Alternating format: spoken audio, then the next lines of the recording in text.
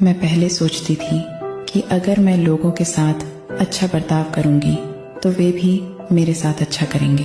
अगर मैं किसी के लिए वफादार रहूंगी तो वे भी मेरे लिए वैसे ही रहेंगे। लेकिन जिंदगी ऐसे नहीं चलती।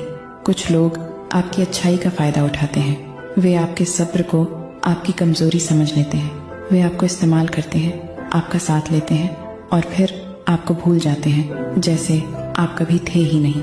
अब मुझे फर्क नहीं पड़ता, क्योंकि मैंने समझ लिया है कि जो लोग सच्चे होते हैं वे कभी मुझे ऐसा महसूस नहीं कराते कि मैं उनके लिए जरूरी नहीं हूँ। इसलिए अब मैं किसी के पीछे नहीं भागती, हर चीज का कारण नहीं बताती, अपनी अहमियत उन लोगों को नहीं दिखाती जो मुझे समझ नहीं सके।